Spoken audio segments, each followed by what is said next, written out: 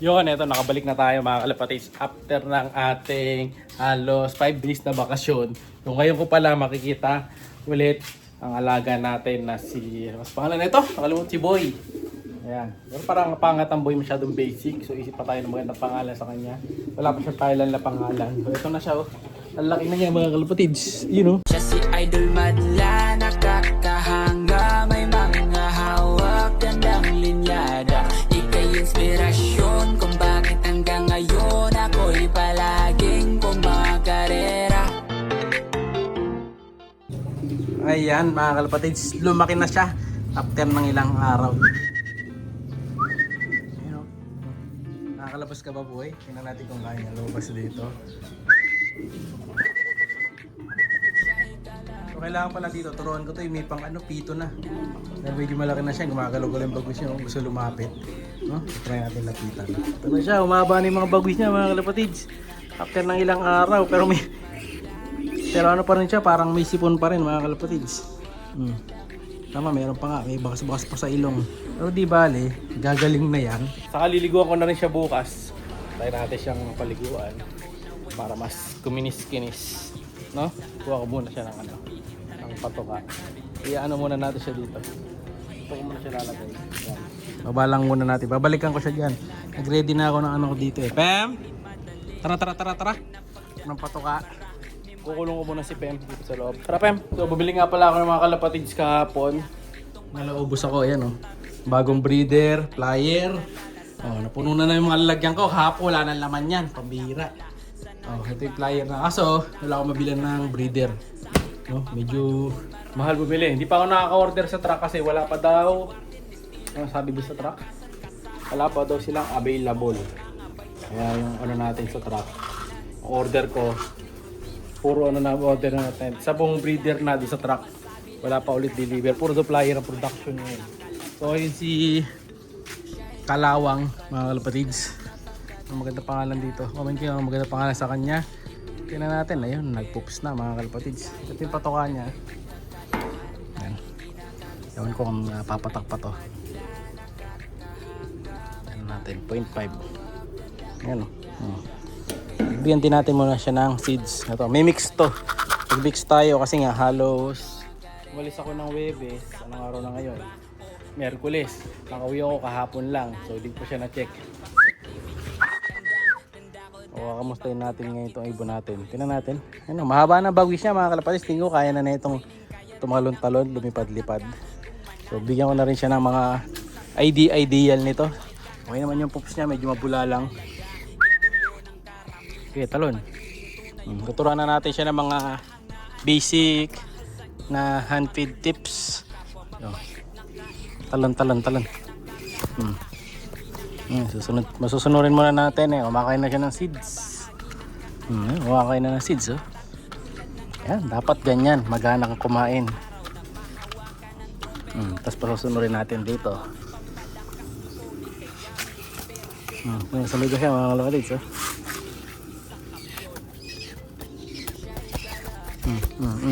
Ito, kain ka. Kain boy. Sige, may sipon nga siya mga kalapatids. Mahalak-halak eh. Pero tinigil ko muna yung gamutan niya. Break muna. Magpapalit tayo ng gamot. Ano muna natin siya ngayon? Recovery. Kaya nga nilagay natin sa kanya na mix. May halong molasses. Recovery muna siya. Gagamutin ulit natin siya next week. Ibang gamot na. Yung mas matapang sa Cure Gold. Hindi na wala sa Cure Gold eh. Papalitan natin. Pagpagin natin siya.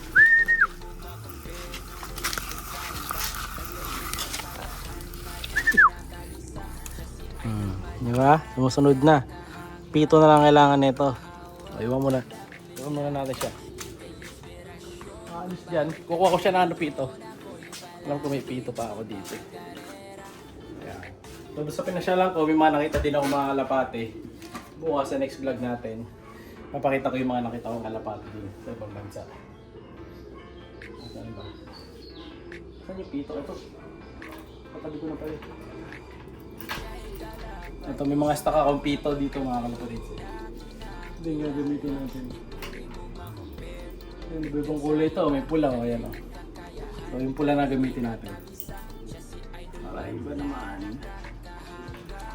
Ayan. So kung gusto nyo bumili ng ganitong pito, lalagay ko yung link para makabili kayo. Sundan muna natin. So maganda to mga kalapatids, kaya nag-i-stock ako.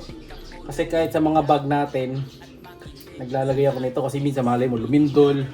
Diba? Pero huwag naman sa may emergency, may tatawagin ka tao malayo. Isang pito mo lang, pinig ka na. Ang ganda. Ang lakas nito mga kalapatids. Pero maliit lang, sakto sa bag. Ako mismo yung mga bag ko, nilalagyan ko nito eh. So ayun siya. Sanayin na natin ngayon yan na may pito.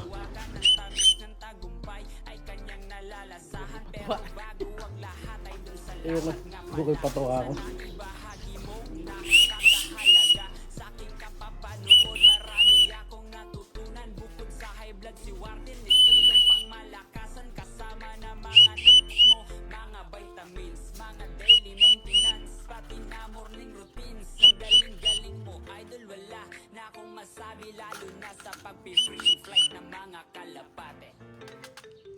Medyo ano siya, parang takot siya sa pito.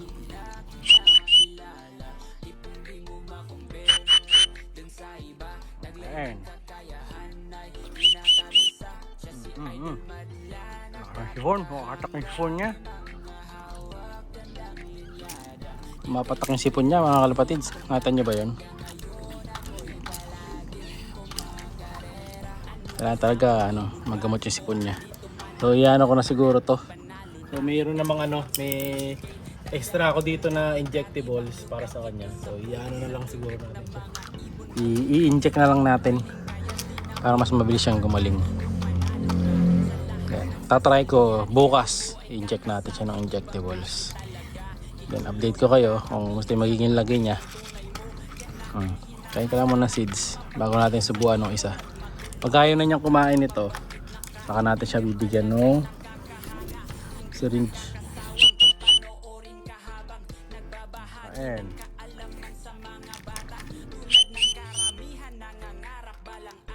May bulutong din siya kasi. Yan yung bulutong niya. Meron na.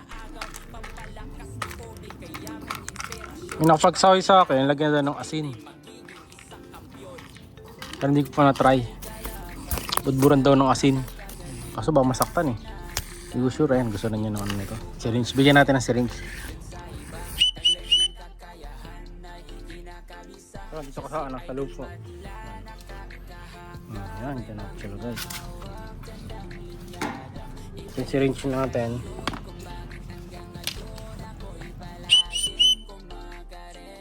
Yun natin siya. Boy.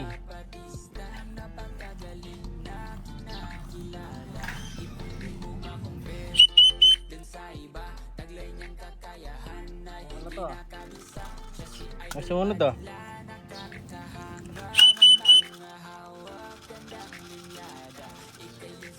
Kaya yata kilala eh.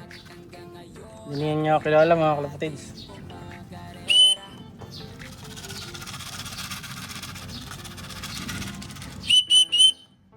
Hindi raw, di mo na kilala. Tara. Ano yun siya mga kalapatids? Di na ako kilala nito.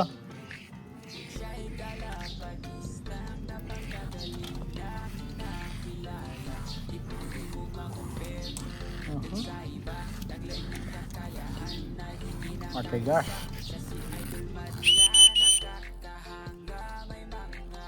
Anong gusto mo? Syringe o seeds? Siyempre gusto niya to mga kalapatids. Tara.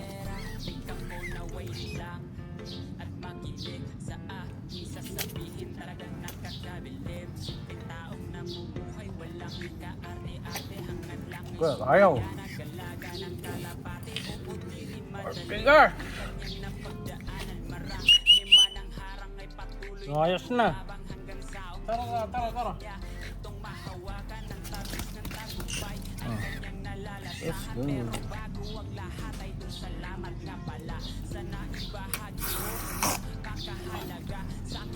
Usog. Kulang pa. Nawala yung sipon niya, no? Tupon. Ang alam natin nito, ano eh? Fonzie.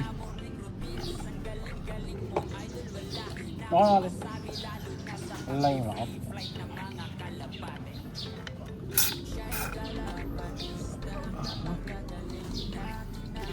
Last. Konti pa mga kalapatids. Gawa natin.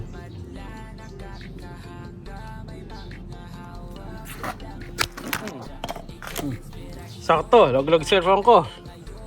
Tara boy, so yun muna para sa araw na ito mga kalapatids. Medyo din na niya ako kilala. After 5 days ayun lumayos na. Update ko kayo sa susunod na mangyayari sa kanya. Bukas, inject natin siya para mawala yung Ponzi niya. Pangalan na yata natin ito si Ponzi eh. You know? Siya'y kalapatistang napakagaling na kinakilala.